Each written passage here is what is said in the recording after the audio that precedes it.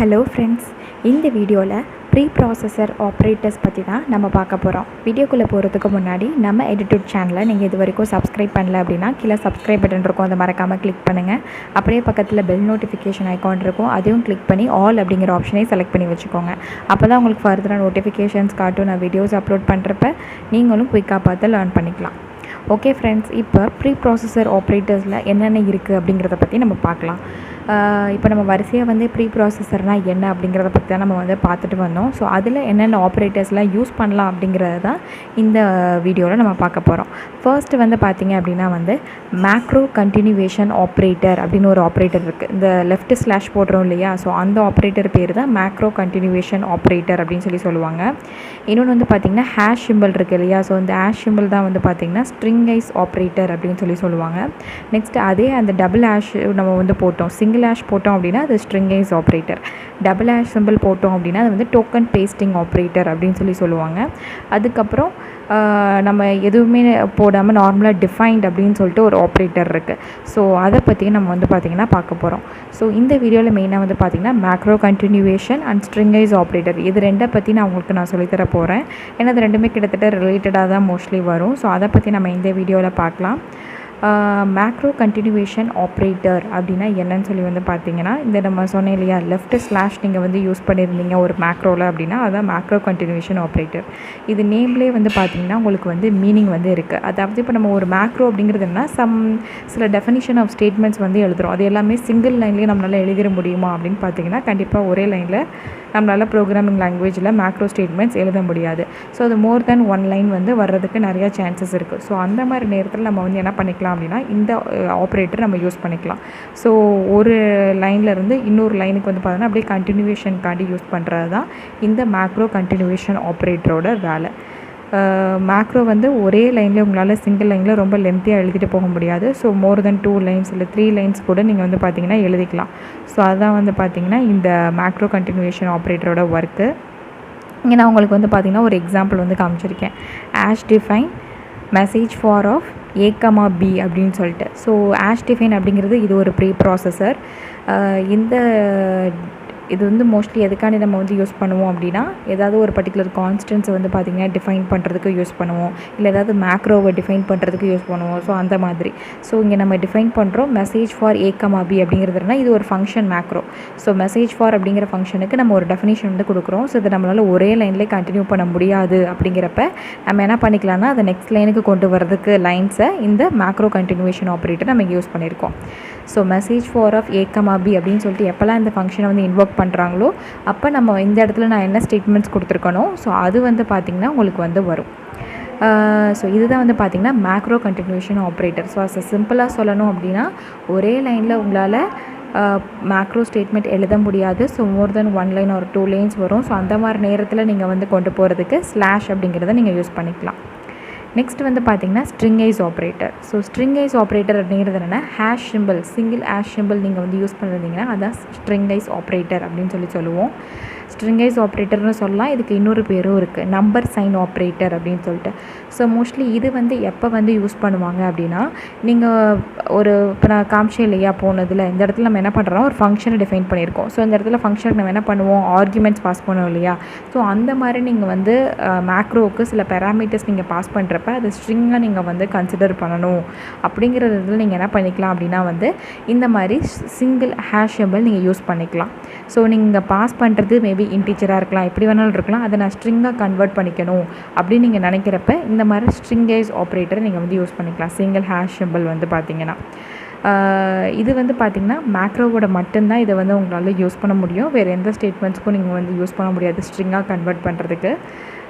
So அதனால் நீங்கள் அதை நோட்டீஸ் பண்ணிக்கணும். ஸோ சி லாங்குவேஜில் இந்த மாதிரி ஆப்ஷன்ஸ்லாம் இருக்குது மேக்ரோவில் அப்படிங்கிறத நீங்கள் தெரிஞ்சுக்கணும் இல்லையா. ஸோ ஸ்ட்ரிங்கைஸ் ஆப்ரேட்டர் அப்படிங்கிறது இருக்குது, மேக்ரோ கண்டினியூவேஷன் ஆப்ரேட்டர் இருக்குது.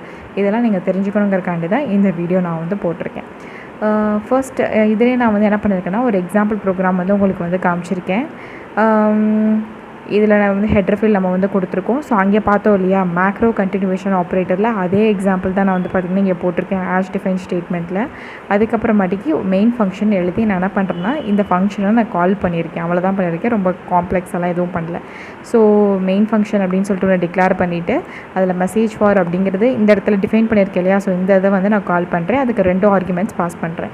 ஸோ கரோலி டெப்ரா அப்படின்னு சொல்லிட்டு 2 ஆர்குமெண்ட்ஸ் நான் வந்து பாஸ் பண்ணுறேன். ஸோ அது வந்து இங்கே போகுது. ஸோ இது வந்து ஸ்ட்ரிங்டு, இது வந்து ஸ்ட்ரிங் அப்படிங்கிறத வந்து கன்சிடர் பண்ணுறது நம்ம என்ன பண்ணிருக்கோம்னா இதில் ஸ்ட்ரிங்கைஸ் ஆப்ரேட்டர் வந்து யூஸ் பண்ணியிருக்கோம். ஸோ நீங்கள் என்ன மேக்ரோ பேராமீட்டர்ஸ் பாஸ் பண்ணாலும் அதை ஒரு ஸ்ட்ரிங்காக வந்து கன்வெர்ட் பண்ணும். அதுதான் வந்து பார்த்திங்கன்னா இந்த ஸ்ட்ரிங்கைஸ் ஆப்ரேட்டரோட ஒர்க். ஸோ ஆஷ் ஏ அப்படிங்கிறது என்னென்னா ஓகே இதோட டேட்டா டைப் வந்து இப்போ ஸ்ட்ரிங்குன்னு மாறும். அதே மாதிரி இங்கேயும் வந்து பார்த்திங்கன்னா இதோட டேட்டா டைப் வந்து ஸ்ட்ரிங்குன்னு சொல்லி மாறும். அதுக்கப்புறம் நம்ம என்ன கொடுத்துருக்கோமோ அதை பிரிண்ட் பண்ணும். ஓகே, இதை நான் கோட் பிளாக்ஸ் ஐடியில் வந்து உங்களுக்கு நான் கோடு வந்து எழுதி வச்சுருக்கேன். ஸோ இதை நம்ம வந்து ரன் பண்ணி பார்க்கலாம் எப்படி அவுட்புட் வருது அப்படின்னு.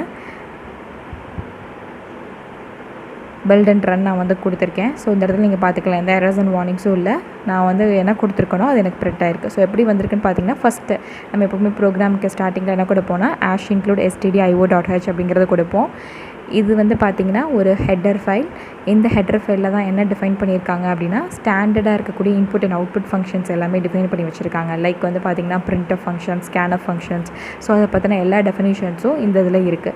என் ப்ரோக்ராமில் வந்து பார்த்திங்கன்னா நான் பிரிண்ட்எஃப் இருக்கு இல்லையா, ஸோ இந்த ஸ்டேட்மெண்ட் நான் யூஸ் பண்ணுறேன். ஸோ அப்போ இந்த ஸ்டேட்மெண்ட் நான் யூஸ் பண்ணுறேன் அப்படின்னா கண்டிப்பாக அது எந்த இடத்துல டிஃபைன் பண்ணியிருக்காங்களோ அந்த ஃபைலை நான் இன்க்ளூட் பண்ணி ஆகணும். ஸோ அதுக்கு தான் இந்த ஆஷ் இன்க்ளூட் stdio.h அப்படிங்கிற இந்த ஹெட்டர் ஃபைலை நம்ம ஃபஸ்ட் லைன் இன்க்ளூட் பண்ணியிருக்கோம். செகண்ட் லைனில் நான் வந்து என்ன பண்ணியிருக்கேன்னா ஒரு ப்ரீ ப்ராசஸர் ஸ்டேட்மெண்ட் யூஸ் பண்ணியிருக்கேன். அது வந்து என்னென்னு பார்த்தீங்கன்னா ஆஷ் டிஃபைன் அப்படிங்கிற ப்ரீ ப்ராசஸர். ஸோ இந்த இடத்துல நான் வந்து எதை டிஃபைன் பண்ண போகிறேன், நார்மலாக ஒரு வேரியபிள் டிஃபைன் பண்ணல, இந்த இடத்துல ஒரு மேக்ரோ ஃபங்க்ஷன் நான் வந்து டிஃபைன் பண்ணியிருக்கேன். அது நேம் தான் வந்து பார்த்திங்கன்னா மெசேஜ் ஃபார் அப்படின்னு சொல்லியிருக்கு. உள்ள 2 ஆர்குமெண்ட்ஸ் நம்ம வந்து பாஸ் பண்ணுறோம் A, B அப்படின்ட்டு. அதுக்கப்புறம் என்ன பண்ணியிருக்கேன்னா ஒரே லைன்லேயே நான் வந்து எழுதிக்கலாம். இருந்தாலும் இப்போ ஒரு எக்ஸாம்பிளுக்கு நான் சொல்லணும் இல்லையா எப்படி மேக்ரோ கண்டினியூவேஷன் ஆப்ரேட்டர் அப்படிங்கிறத யூஸ் பண்ணணும் அப்படின்னு. அதனால் நான் என்ன பண்ணியிருக்கேன்னா இந்த இடத்துல மேக்ரோ கண்டினியூவேஷன் ஆப்ரேட்டர் யூஸ் பண்ணி நான் நெக்ஸ்ட் லைனில் என்ன பண்ணியிருக்கேன் அப்படின்னா வந்து இந்த லைனோட கோடை வந்து நெக்ஸ்ட் லைனுக்கு கொண்டு வந்திருக்கேன். ஸோ வந்து பார்த்திங்கன்னா A, B நெக்ஸ்ட் நம்ம என்ன பண்ணுவோம்னா printf அப்படின்னு சொல்லிட்டு அந்த ஃபங்க்ஷனில் என்ன ஸ்டேட்மெண்ட் நம்ம கொடுக்கணுமோ அந்த ஸ்டேட்மெண்ட் நான் வந்து எழுதியிருக்கேன். ஆஷ் ஏ ஆஷ் பி, அதாவது இந்த இடத்துல நீங்கள் என்ன பாஸ் பண்ணுறீங்களோ அதை ஃபுல்லாக வந்து ஸ்ட்ரிங்காக கன்வெர்ட் பண்ணணும் அப்படிங்கிறது தான் இந்த ஸ்ட்ரிங்கைஸ் ஆப்ரேட்டர். ஸோ ஏ அப்படிங்கிறது இங்கே நார்மலாக மேக்ரோ பேராமீட்டராக இருக்கும். ஸோ அதுக்கு வந்து டேட்டா டைப் அப்படிங்கிறது ஸ்ட்ரிங்காக இருக்காது. ஸோ அதை நம்ம ஸ்ட்ரிங்காக கன்வெர்ட் பண்ணுறது தான் இந்த hash A and hash B 2 பேராமீட்டர்ஸ்க்குமே நம்ம வந்து ஸ்ட்ரிங்கைஸ் ஆப்ரேட்டர் யூஸ் பண்ணியிருக்கோம். அதுக்கப்புறம் நான் சும்மா ஒரு சென்டென்ஸ் வந்து நான் வந்து கொடுத்துருக்கேன், welcome you to EduTut learning platform. So first 2 லைனுமே வந்து பார்த்திங்கன்னா நார்மலாக ப்ரீ ப்ராசஸர் ஸ்டேட்மெண்ட்ஸ் தான் யூஸ் பண்ணியிருக்கோம். இதனால எனக்கு எந்த ஒன்றுமே வந்து பிரிண்ட் பண்ண போகிறது கிடையாது.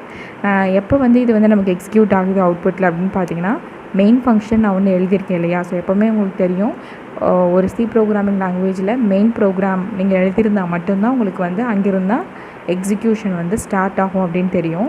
ஸோ மெயின் ஃபங்க்ஷன் நீங்கள் எழுதினா மட்டும்தான் வந்து பார்த்திங்கன்னா இந்த இடத்துல நமக்கு அவுட்புட் வந்து வரும். இல்லைனா வந்து பார்த்திங்கன்னா வெறும் இந்த 2 லைன்ஸை வச்சு மட்டுமே உங்களுக்கு அவுட்புட் வராது.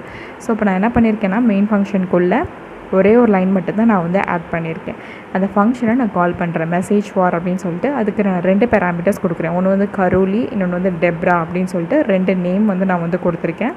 ஸோ இப்போ நான் மெசேஜ் ஃபார் அப்படின்னு சொல்லி கால் பண்ணுறப்ப என்ன பண்ணோம் அப்படின்னா கம்பைலர் வந்துட்டு மெசேஜ் ஃபார் அப்படிங்கிற ஃபங்க்ஷன் எங்கே டிஃபைன் பண்ணியிருக்காங்கன்னு பார்க்கும். இங்கே நம்ம ஃபங்க்ஷன் டிக்ளரேஷன் ஸ்டேட்மெண்ட் எதுவும் கொடுக்கல, ஃபங்க்ஷன் டெஃபினிஷன் எதுவுமே கொடுக்கல.